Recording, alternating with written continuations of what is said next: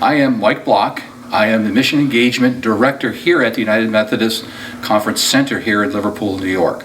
I get the pleasure of helping all the churches, even non-churches, any organization that's willing to and wanting to get involved in missions, whether it's distant missions or local missions, it's here.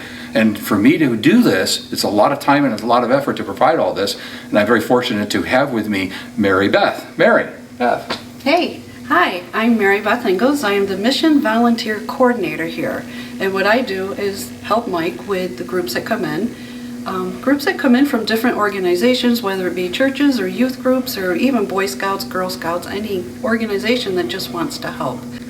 Well, folks, here at the Hub, we're always setting out little challenges, little positive notes for folks to be aware of or to continue in supporting of what we do here. What we do out here is we have an operation ability to provide the back end or the behind the scenes operation of an organization called UMCOR, United Methodist Committee on Relief. And what we here do is put together these kits that get taken out to folks that have been part of disasters. Doesn't matter if it's a wind or rain or a hurricane, doesn't matter. A disaster is a disaster. And the folks out there, once they've gone through this point of trouble time, they need a way to resolve and to come back and try to start cleaning up and putting their lives back together again. We conversely put that into conversation as the new normal. So the new normal and what these folks are going through is part of what to do next. And included in all this, our recent program that we do is called High Five Challenge.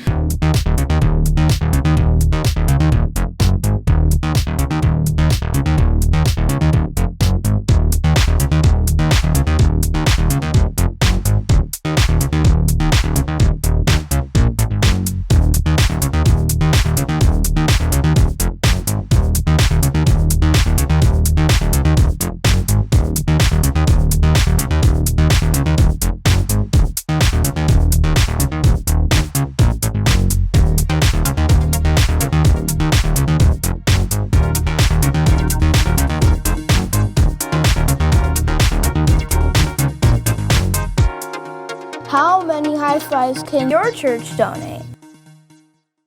We're asking all the folks out there to, in their organizations, whether it's at work, at church, at their scout troop, or even in school, come up with a high five challenge and see how much money they can raise during the high fives. Example, here at the conference center, we did a high five challenge down here, and that each person that slapped a hand was able to provide $5. So that $5 went to, as you can see, goes into providing the material and equipment necessary for the UMCOR kits. And we use these kits on a regular basis. And these kits aren't just for distance use and needs. We just had not too long ago some local flooding and local issues here in the state that we've had to use this equipment, and we sent the stuff out and help these families resolve their need. So the survivors out there are really appreciative for what we provide to them. And as you can see in the video that's we'll show here shortly, it can happen anywhere, anytime, whether it's a huge disaster or small disaster. We've had a couple small disasters comparatively speaking, but they're still, to the survivors, they're the ultimate disaster.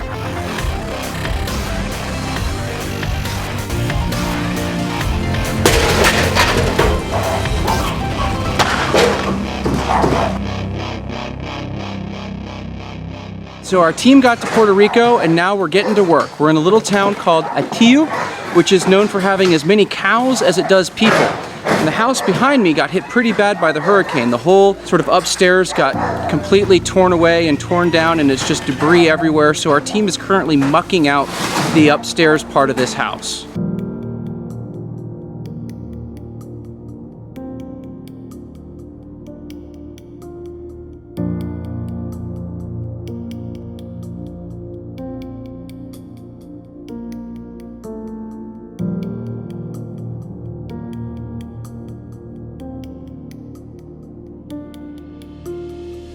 team worked really hard this morning, and we actually cleared out all this debris, and we pretty much finished up the house right around lunchtime. The United Methodist Church is part of an organization that's global in size.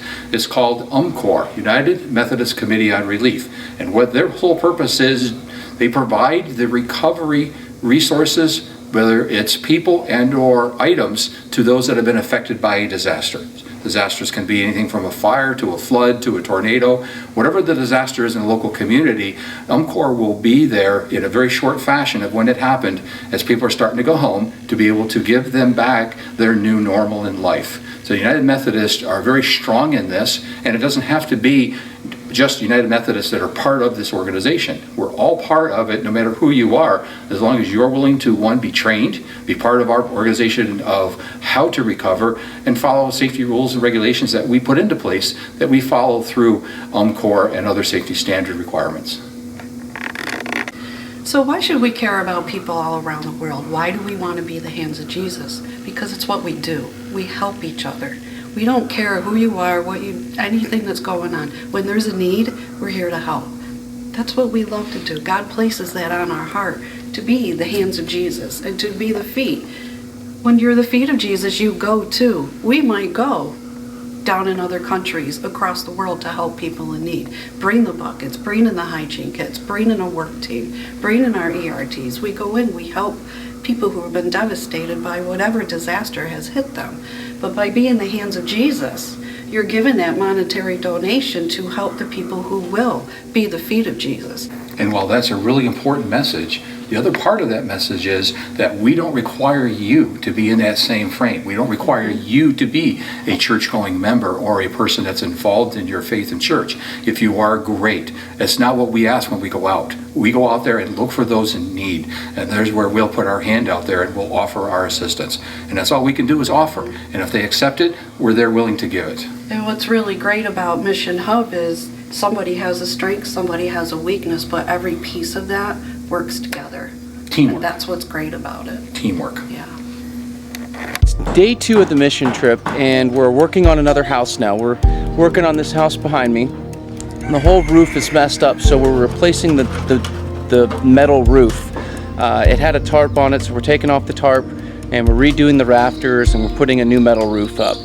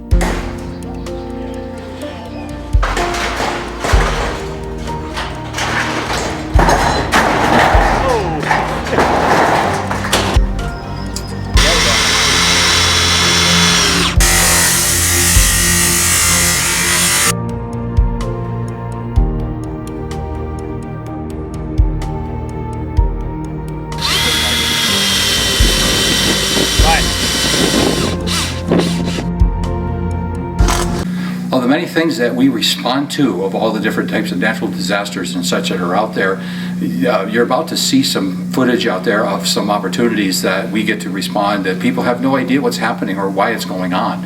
And this raw footage that you're able to see is a lot of what those people have to live through. Unless you're on the ground and a part of that physical result of what's going on, it's really hard to describe how these people feel and what they're going through and their own emotions and such. But you'll see following this, this is just a very, very small example of some of the things that we get involved in.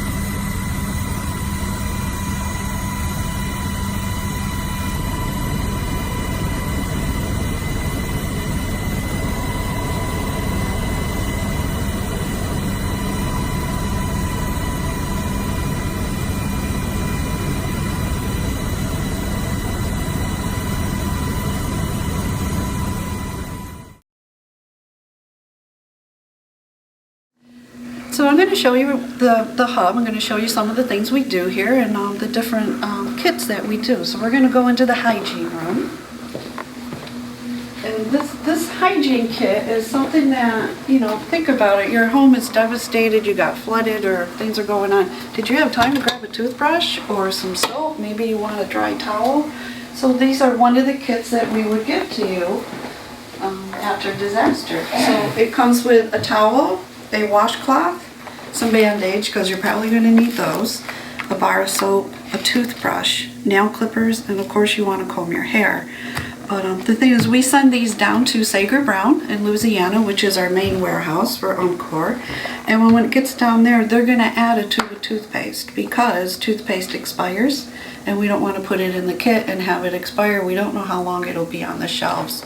They just had a hurricane come through, and with this hurricane, we know at Mechanicsburg, which is another Mission Central, they shipped out 2 semi-trucks for the Bahama disaster that just went by. And so there's always a need. So we need to get things to them now. So disaster doesn't tell you when it's going to strike. It just does. And we have to be prepared for it. So another thing I want to show you is over here we get some things that we can't use. Say a bar of soap, if the package is open or it's the wrong size or not the right kind of soap. There's only 2 soaps we don't take. We put them aside. Some people send nail files. We don't take nail files. So with these things, like crayons, and I'll show you those in a moment, we can't use these in the kits. We have to be specific what we use. So we have churches and organizations that come in that do blessing bags. With these blessing bags, they hand them out to people in need, whether it be a food pantry or even a clinic, or if they just go out on the streets and talk to people. So they'll come in and I will give them a bag that some beautiful women make out of some church organizations, and they will fill these bags up and hand them out to people in need. So everything that comes into Mission Hub here, there's a use for it, whether it's something we can use or the community can use. That's one of the things I love about this place is we find a way to help everybody with everything that comes in here. So there's always a need and there's always a purpose. So in the hygiene room, these are our supplies. So when you come in, we get these donations that are over here. We just got some this morning from people. She drove an hour just to drop these off. So we have those. You'll come in and verify them, or you're going to come in and actually make kits. And with that, we have the bags that they go in. We have our Band-Aids, toothbrushes, the soaps, nail clippers, combs, 100% washcloths, and 100% hand towels. So with this, you would make the kits. And again, with the monetary donations, we buy these supplies. And if your church or organization donates a certain amount, we will make sure those supplies are here so you can actually make these kits to send them out to people in need. So that's the hygiene room. And next we're going to check out the school kit room.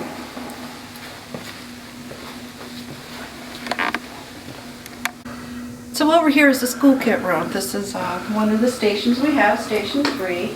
So again, you think you need a towel, things like that. We did the hygiene kit. Now you gotta think about the kids and the school kids because they lost everything. So this is great. This is the basics. You're going to get your scissors, a ruler, some pencils, very colorful, an eraser, your basic needs, some crayons. What kid doesn't like crayons? A pencil sharpener, you gotta have. And we get spiral notebooks and pads of paper. We put them all in the bag, and again, this will go out with the other kits, the cleaning kits and the hygiene kits. And again, we are specific on the needs that we have. So when you go to our website, you'll see on our UMCOR supply kits list, it'll tell you in detail everything that we use. And again, if it's things say you send in 26 crayons instead of 24, we really can't use those. So we're going to send them to the other room and we're going to hand those out for blessing bags. So again, there's always a need and a use for everything that comes in. So we have a station here. We would have 2 people on the other side as a station. And then we have a table over here where people will sit down and actually verify or put together these school kits. So with the school kits that I just showed you, I'm now going to show you the cleaning buckets, which are another big need for people who've just had a natural disaster. I also do ERT, it's early response team, and what we do is after a disaster, we go to the site after the first responders have been there, after Red Cross has been there, and after the government's been in there doing their thing, then we come in and we help with basically mucking out their house. So say you had a flood and your basement got flooded out. Now think about this, you come back after your house has been flooded, you've been evacuated, you're scared, you're running out, and you're just grabbing your kids or yourself and you're just going. That is how this happens. Floods happen really quick. You don't even expect them. It's raining, boom, you got a flood. You come back days later, weeks later, you don't know when you're going to be able to be let back in because you have to go through the government helps, UMCOR's there, we're all there, Red Cross, Rubicon, are all in there first, and then we come in.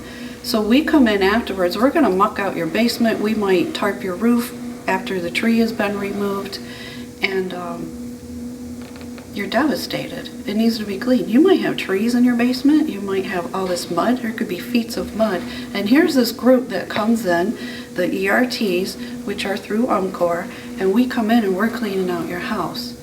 But first you want to actually clean your house up a little bit, and that's where the cleaning buckets come in. With these buckets, let's see if I can open one.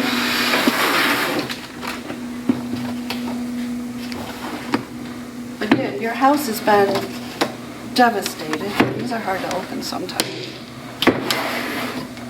You might want to. I work here, I don't do this. Can we cut that?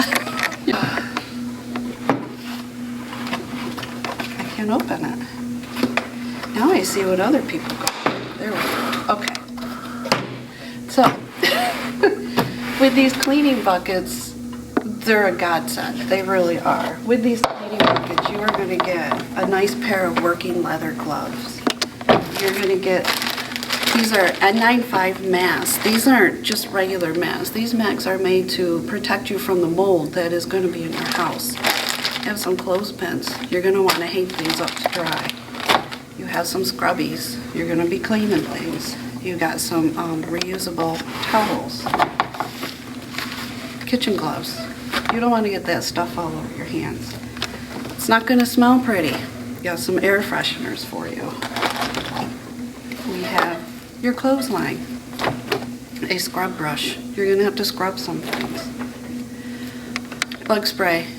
Disasters usually happen where it's really hot out. It's always that time of year where it's hot. You have some dish soap, some concentrated cleaner, all-purpose cleaner, and some laundry soap. And we always give industrial strength, if I can get them out, contractor bags for the garbage, for debris. So when the ERTs come in, they'll have the buckets too. We're also the buckets will be delivered from UMCOR, so you're gonna have these buckets before we even get there. We're also gonna bring our buckets in. And here is a brief video that's gonna show you how to put one of these buckets together through your organization, whether it be your church group, your youth group, or any kind of group. Even if you just wanna get together and make a bucket for somebody in need after a flooding or a natural disaster. This video will show you how to do it precisely.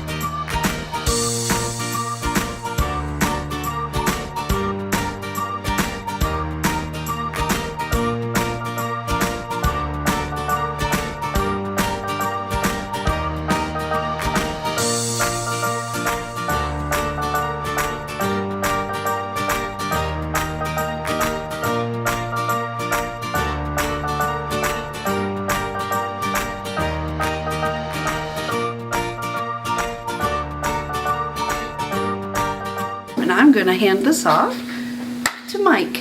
Thank you, Mary Beth. Great job as always. We appreciate any kind of effort, not only Mary Beth, but any teams that come in and do want to do some work in here. It's all going to the very noble cause. There's never a need that goes unmet as best as we can. But we can't get out there unless people know of us and know what we're doing and know how we're available to do these things. Part of what we do, as you just learned, is we go through the kits when they come in and we make sure they're ready for the folks to use on the other side. Sometimes when we receive these kits, there's little things that are inside the kits that people try to share or send a little personal note or a personal part of their heart into what and why they're doing these things. So as we do this research and we pull this stuff out of here, we'd love to send these notes and things to the folks about what's going on, about letting them know they're loved and people care about them and they're concerned about how they're coming in their new normal lives. But we don't want these to go to waste. We can't give these to every bucket because not everybody has the same resolve at the other end. So we want to make them as clean, if you will, with the least amount of ejectable things to those folks at the time. But we do display them here because we don't throw anything away. As you may have already heard, everything has a purpose. Whether we put them in the bucket or we take care of it locally, nothing goes to waste at all. And we really appreciate the effort that people do by providing material and such, and nothing, again, goes to waste. I can't say that enough because it's so important. People spend money and they spend time, and we don't want them to think that it's not for a really good effort, because it is. Thank you so much for being a part of what we do. We look forward to helping resolve your concerns and needs, but even more so being a part of our team and putting the positive end to these folks out here that think that all is lost. We can come in there and be that sense of hope and the beginnings of recovery in a positive way. So another thing about Mission Hub here, it's not just about us. It's not just about helping the people after a natural disaster. It's about helping each other. And the people that come in here just get so filled, you know, that they're helping somebody in need. We started a little journal book, and Mike and I wanted to share a couple things out of the book with you all. Thank you for your day and our day and the kind donations that we're able to help and bring to help preserve or present to the communities that need this help. Pick one. This is a beautiful conference center. There are great programs happening here. We are so thankful for all that happens here. We look forward to continuing, and we bless those folks that have yet to receive what's already waiting for them. Great time and fun to do. I will continue to come.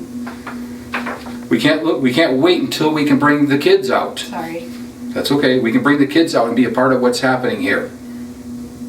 Love the opportunities offered here, not only UMCOR, but to local communities. There's all kinds of notes, and these notes are, again, from the heart and from the personal side of what people receive. Please don't hesitate at all to come and be a part of what this is and share your story with us and others that get to come and read. Thank you. I'd like to share this one too. This is from a church out in Virginia. There's a pastor that came up from Virginia, has a church in Syracuse, and he brought a youth group up from Virginia over the summer because they wanted to share and be part of our community. It says, "Thank you for working with us during our mission trip to New York." I'm not sure what that says. It's kind of hard. Oh, they're from Fisherville, Virginia. I've had a blast making kits together for those in need. What an awesome opportunity for us. And that was from Fisherville Baptist Church in Virginia. So that was a youth group. They had 8 youth come up, and they spent like 3 hours here just having a really great time with us. So. Come join us. Be a part of what we do. Come learn what we can do and how you can be a part.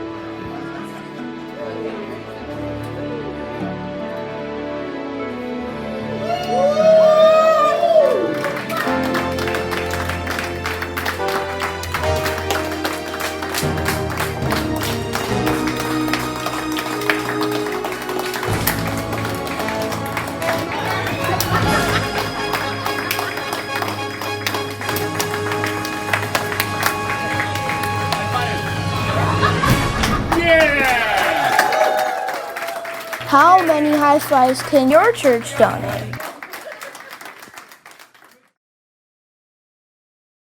Well, welcome back.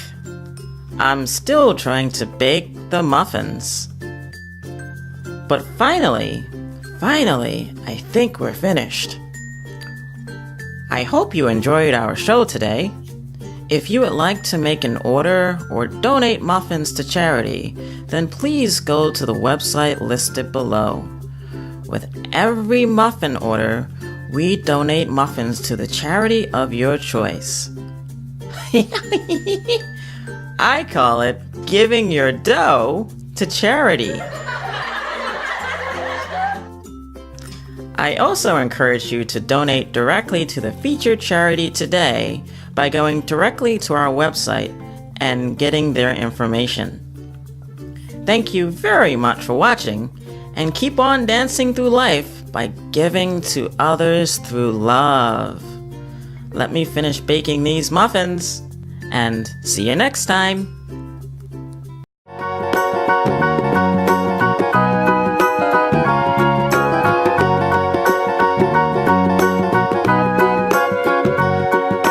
Do you know the Muffin Man?